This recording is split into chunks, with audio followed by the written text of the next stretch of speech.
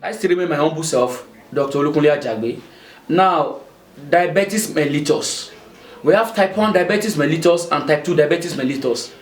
We should not mingle things. We have diabetes insipidus and we have diabetes mellitus. But we are talking particularly on diabetes mellitus, both type 1 diabetes mellitus and type 2 diabetes mellitus.